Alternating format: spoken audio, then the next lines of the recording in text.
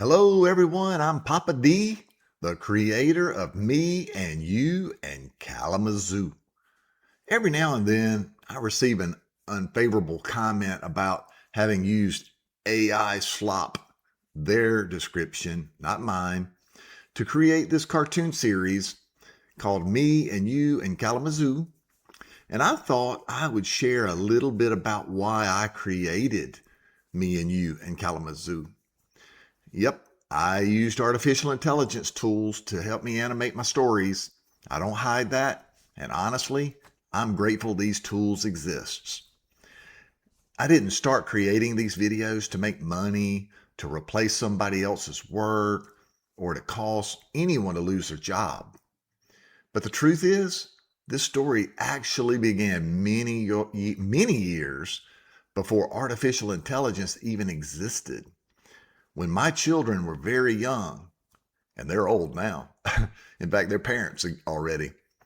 About when they were 2 and 3 years old, my daughter and son loved hearing bedtime stories. And they eventually got tired of me reading the same bedtime story books that over and over. So instead, I started making up stories on the spot. And I created a character named Kalamazoo. Don't ask me why. I have no connection, never been to Michigan. Don't have any connection to Kalamazoo, Michigan. It just popped in my head. It just was meant to be. Anyway, I made my children part of every adventure along with Kalamazoo. Every night was a new story, and every story featured Kalamazoo and whatever exciting adventure we happened to imagine that evening. Those bedtime stories became some of the most special memories of my life. Many years later, after my children had children of their own, my daughter, Princess Anna, is how you would know her if you watched the show, reminded me of those stories and suggested that I create children's books based on them so that my grandchildren could experience the same magic. By the way, Princess Anna was the Princess of Breland as a child growing up. She told me she was in the first grade before she realized that she wasn't a real princess. So it's a special story, and if you haven't noticed by now. So anyway, that's exactly what I did. My daughter, Princess Anna, who's a graphic artist, designed the original visual appearance of Kalamazoo. AI didn't do that. She did. What he looks like, his personality, his clothing, his sword, the spirit of his character all came from human beings' creativity. And my memories of telling stories to my children. And interestingly enough, when I asked my daughter to create an image of Kalamazoo, she did that based on me telling stories. And I don't think I ever really described him to her. But when she created him and said, "This is what I envisioned Kalamazoo looking like," ironically, it looked exactly like what I had pictured in my mind when I told the story. And again, I never once described how Kalamazoo looked. Anyway, that's a side note. Bottom line is, these stories have always been mine. The only major difference in what we're doing today is instead of putting my children into the adventures, I now place my grandchildren into them. Of course, my children are in there also as King Bailey and Princess Anna. The original idea of creating children's books morphed into making cartoon videos, but I still create the picture books, coloring books, and companion materials for each of these stories. Not always, but when I can. But eventually I realized something that every grandparent and probably parents too know is most children today would rather watch a cartoon than sit and read a book. And unfortunately, fewer and fewer parents take time to read to their children. Probably because everybody has to work harder and longer hours just to make ends meet these days. So instead, I decided to bring these stories to life as animated adventures. And that's where artificial intelligence became such an incredible gift to me. Without I would never have attempted to create these cartoon videos. And that would be a terrible shame because there has been very little joy in my life in recent years that compares to the joy I feel when my grandchildren run to hug me before I've even closed the door behind me. And one of the first things out of their mouths is, "Did you make a new cartoon for us?"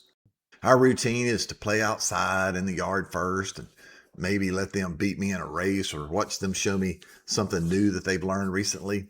Then we eventually always go inside and sit down and watch the latest episode together. They watch the TV screen and I watch their expressions. I calculated one time recently what it takes for me to create a video, and it takes about 1 hour of work for every minute of final video production. That's real work. But I can tell you that those few minutes of being with them, watching the joy it brings to them, makes every minute of the work worth it. The greatest reward I've received from this project hasn't been views, subscribers, or money. Certainly hadn't been money because I hadn't made a nickel or penny. It's been watching my grandchildren see themselves as heroes in their own adventures and hearing them laugh and cheer. An example of what I'm trying to convey is this. Not long ago, I sat down with Jordan and William to watch a new episode. And William, who was only 2 years old at the time, hopped off the couch, disappeared into the bedroom for a few minutes. And I thought to myself, that's odd. He's never been uninterested in a new Me and You and Kalamazoo episode before. But then a few minutes later, he returned to the living room wearing his red cape, blue mask, and customized superhero t-shirt that I gave him for Christmas, which matches the superhero costume that he wears in the cartoon series. He had the biggest smile on his face of pride. Wow. That was a reward greater than all the potential subscribers in the world to me. And that motivated me to create more content for them. And I'll be honest with you, there's another reason I do this.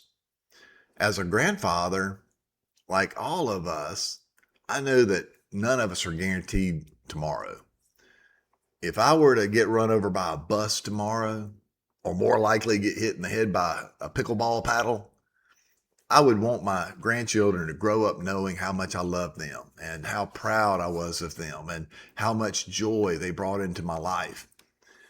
And my children too. I want my children to know that. And I hope years from now, they'll still be able to watch these adventures and remember their Papa D. When I realized how much joy these series brought to my family, I decided to share them with other families and children who might enjoy them too. Another goal I have is to share some of the values that I believe are very important.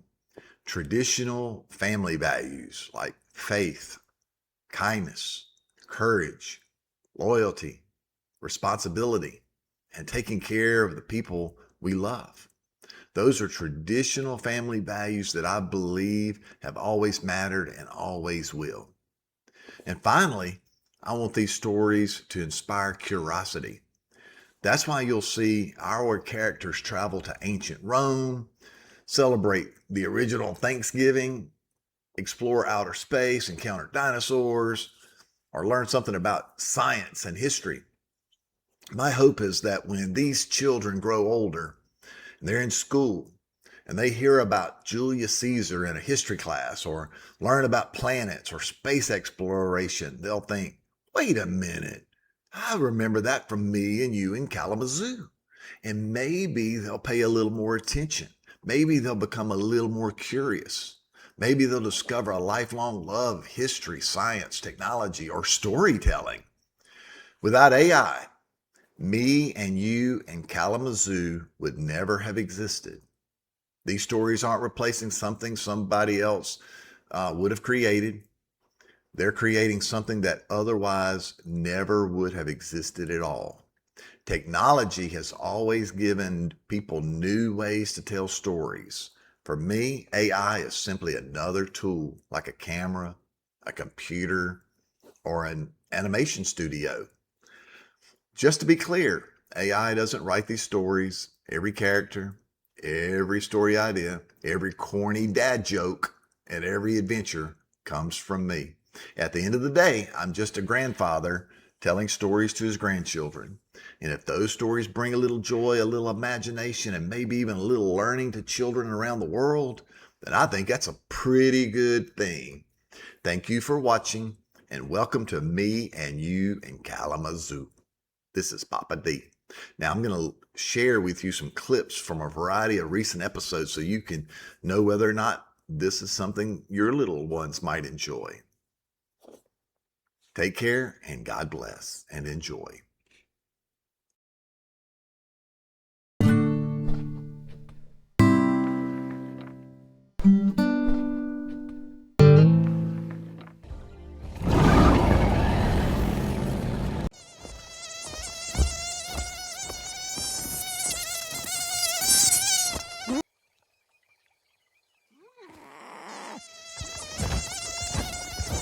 William was driving T-Rex crazy.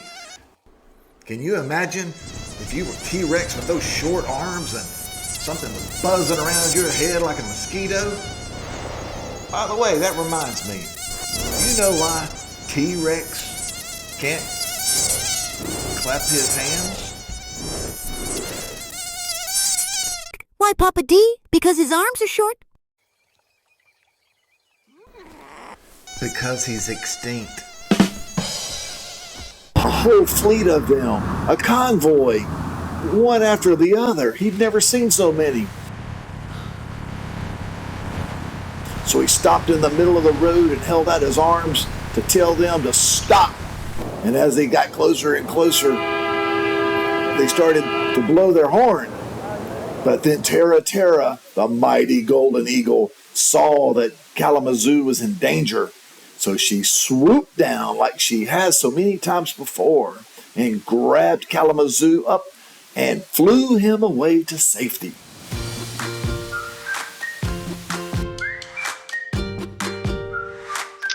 The boys were thrilled to see Kalamazoo return, and he told them all about his adventures, and most importantly, he explained to them, "Those big trucks that we saw are bucket trucks, not monster trucks. Bucket trucks are important because they lift linemen up high so they can reach the tops of power poles and restore power. That way, people can turn their lights on, cook dinner, and stay cool when it's hot outside."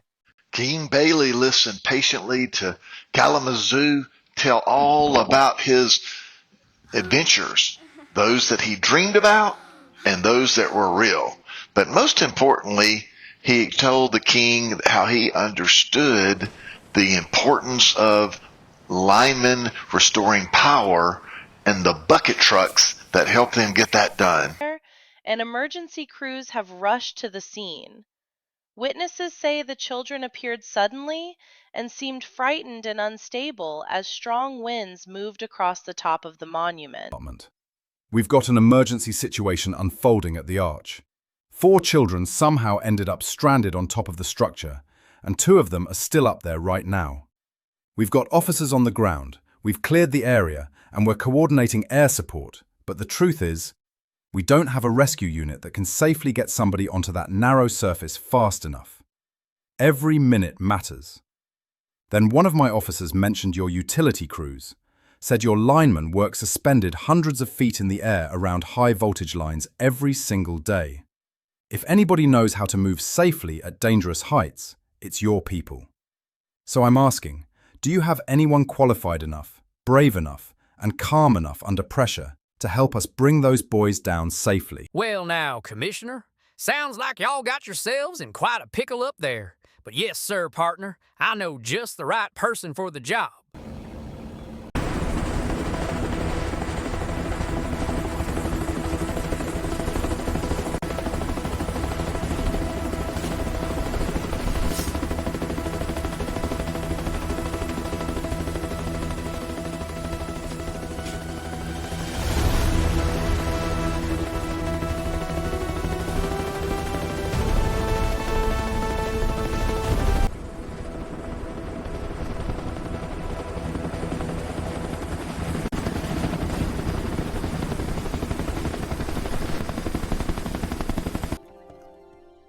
Do you hear that? Magical tones? Look, the water's glowing. The cave behind the waterfall. It's glowing blue and purple. The young pirates followed the winding cave passage deeper into the mountain. Strange glowing symbols began to appear on the walls. An eerie blue light flickered in the darkness ahead. The sign said go that way, so they did. And then they saw the spookiest thing. Do ye seek the greatest treasure in the world? The greatest treasure in the world? It must be a mountain of gold. Or toy trucks? The world's greatest treasure cannot be bought. That's strange. Better than trucks? What is it? Follow the path and discover the secret for yourself. Let's keep going and find out.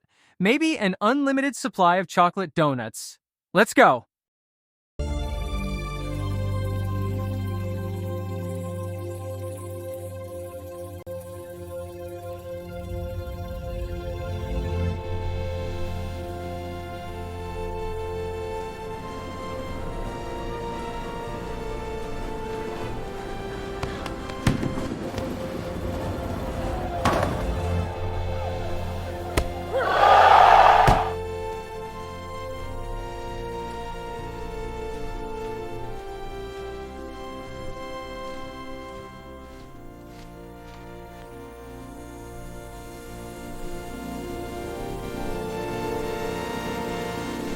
Congratulations, little pirates. Now you know that the greatest treasure of all is family.